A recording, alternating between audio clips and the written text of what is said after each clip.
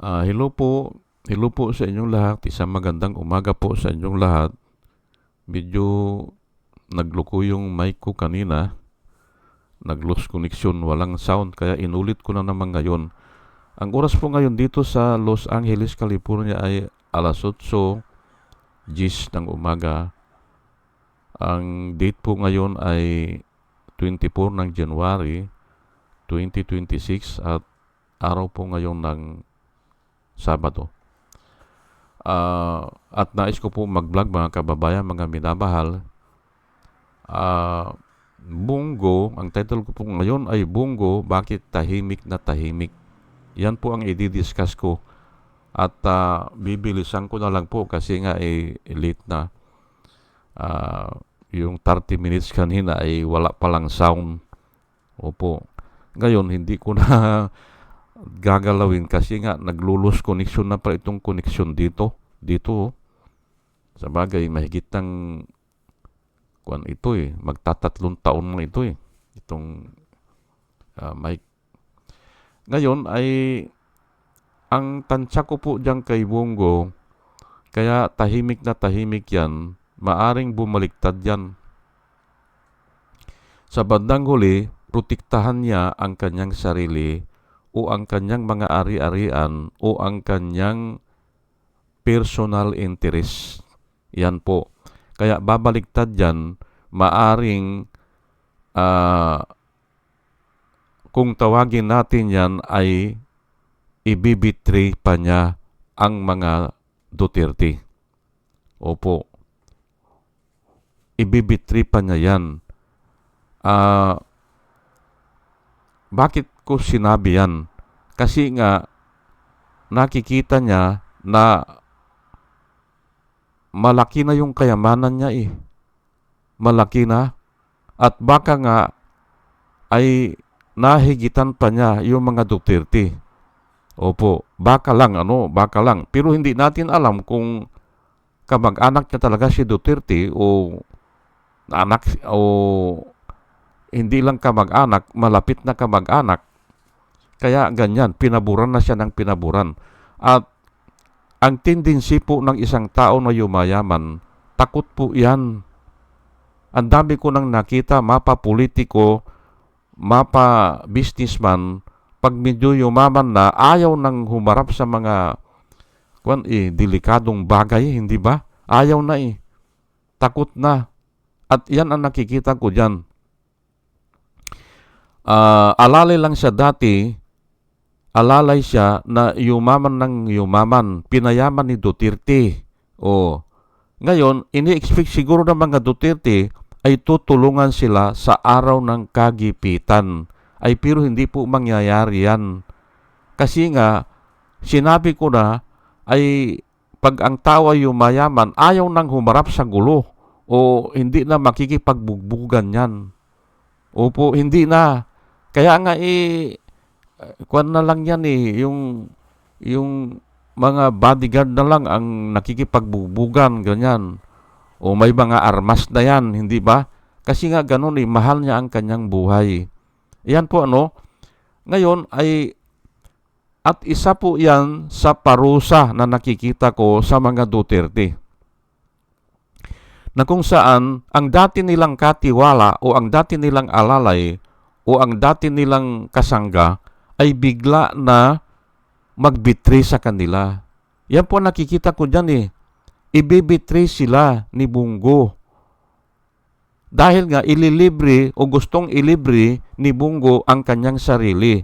At ano ngayon ang gagawin niya? Ay isusuplong niya o kaya makipag-alyansa sa gobyerno. At nakita niya siguro na si Bongbong ay seryoso. Opo. At hindi naman natin masisi si Bongbong Marcos, hindi natin masisi kasi nga nag-away sila ng Duterte dahil dyan sa pera, dahil dyan sa loot. Ang nangyari dyan kasi, 3 taon mahigit ng 2 taon nakaupo si Bongbong, ay ang kumukubra pa ay mga tauhan sa mga illegal sa mga illegal gambling o Huiting o mga Pugo ang kumukubra pa, pati yan sa mga flood control project pala eh. Mga tauhan din ni Duterte yan eh, ang kumukubra. Mga senador, hindi ba? O, ay doon sila nag-away-away yan. Gusto kasi ni Sara Duterte, bigyan mo ako nito ng 500 million, hindi ba? Sa confidential fund. O, bigyan mo ako nito. O, ay kasi nga, ang akala niya ay dahil kaalyado ay wala nang hanggan. Ay hindi naman Hindi ba? O, kaya doon nag-away-away. At wala po tayong kasalanan dyan. Wala tayong kasalanan dyan. Sila yan eh. Nag-away. O, at palagay ko nga, ang nilalakad ko po dito, it is the hand of God, o finger of God, ang gumalaw dyan. Kaya ganyan, nag-away-away. Ngayon, umabot na ngayon sa ganito. Ayan na. At ang mga tao ay sumisigaw na ngayon, Bongbong, Bongbong, wag mo kaming pabayaan. Yung mga tao ngayon. Kasi mas nagtitiwala na sila kay Bongbong. Oh, hindi ba? Wag mo kaming iiwanan. Wag mo kaming pabayaan. Ay kasi nga hindi ba? Kung umakto sila Bongo at yung mga flood control projects dyan ng mga senador, kung umakto with impunity, walang batas-batas. At yan ang natutunan kasi nila kay Duterte. Ayan po. Hindi nyo ba napansin? Bilyon na. Kaya nga, pahirap ang mga tao. Yung mahihirap ay lalong humihirap kasi nga, ay saan napupunta ang pira? Ay ganyan nga, bilyon pala eh. O, ang nakukuha nila. O, hindi ba? O, ay siguro, ay dininig ng Panginoon yung iyak ng mga tao. Umiiyak na po mga tao eh, dahil nga ay bilyon eh. Ang ninanakaw na pala eh, sa flood control project lang yan O, ay paano yung mga Pugo, yung mga waiting Lord, hindi ba? Grabe na po talaga. Ngayon, ang sinasabi ko po dito ay proprotektahan ni Bongo dahil nga yung pagyaman niya ay hindi nga maisip ng tao yan eh. Ay hindi na alam kung magkano na talagang kayamanan dyan. Baka nga lumagpas pa siya sa kayamanan ni Duterte. Baka lang Baka lang. Ay kung malapit na kamag-anak niya yan, ay pwede. Pwede. O kapatid niya yan, pwede siguro. Pero hindi yan ang i-discuss ko. Ito, ang supporting verse. Supporting verse, bakit ibibitray ni Bongo ang mga Duterte? Ito po 2 Timothy chapter 3 verse 1 to 4. But understand this, in the last days, terrible times will come, o perilous time will come in the last days. Hindi ba? At ito na nga yan, ay puro naman last days yan eh. Hindi ba?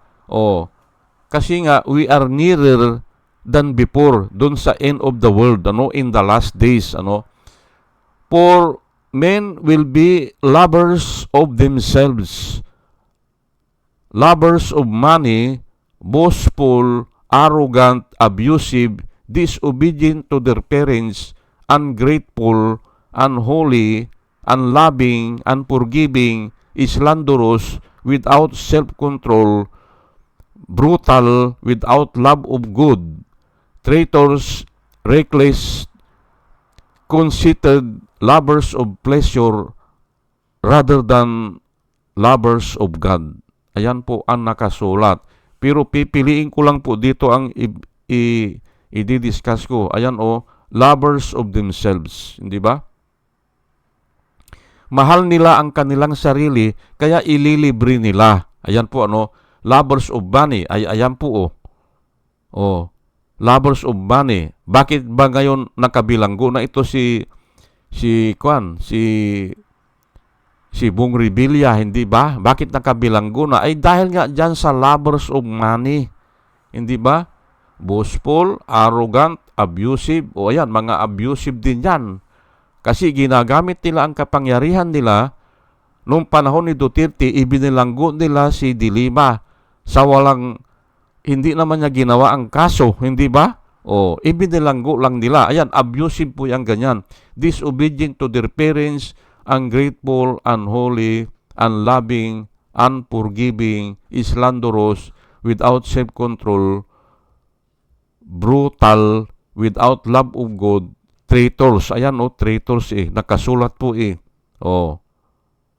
traidor, hindi ba? Ayan, ang kinuha nila na mga tauhan, hindi ba? Traidor.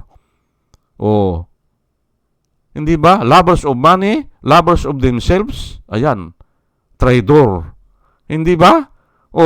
Kaya nga, ang sinasabi ko, baka traidorin din niya ang mga Duterte. At naandyan na po kasi mayaman na siya reckless, conceited, ayan, nanluluko yung conceited, deceiving yan, deceiver. Lovers of pleasure, ayan, lovers of pleasure rather than lovers of God. Ayan po. Kaya nga, madali niyang ibitriyan. Dahil nakasulat po hindi ba? Ay kayo na po ang bahala, Ngayon, ang isa pang reason ko dyan, tatanungin ko po kayo, mga kababayan, mga minamahal, kung nakita nyo ba na wala ng pag-asa talaga si Duterte na makauwi? At ang sinasabi nila ay baka daw hindi na makauwi ng buhay yan. O doon na siya mabubulok o nasa garapon na kung iuwi man yan. Ay, ikaw si Bungo, hindi ka ba mag-iisip? Hindi ba? Mag-iisip-isip ka rin na ay tika muna, isisipti ko muna itong mga kayamanan ko, hindi ba? Kasi nga, lovers of themselves, lovers of money sila, at saka yung traidor, hindi ba? Ayan po, Di ba? Tinatanong ko lang po kayo, ay wala na rin mangyayari Ngayon ay James 3, verse 15 hanggang 17, ito po ang ating mababasa. Such wisdom, yan po, yung mga wisdom na ganyan, yung mga wisdom na nanggagaling sa, yan ganyan, yung mag-ipon ng kayamanan, such wisdom does not come from above. Hindi nanggagaling sa Panginoon yan, but is earthly, makamundo, at saka unspiritual, at saka demonyo o demonic. Ang nakasulat po dyan, demonic. Hindi ba? Nanggagaling sa demonyo po yan. Kasi nga, ang sabi ni Jesus Christ, do not lay up for yourselves treasures on earth, wherein moth and rust can destroy, and thieves can come in and steal. Ayan po, pwede kasi nakawin pwedeng mabulok, pwede rin na mawala. Hindi ba?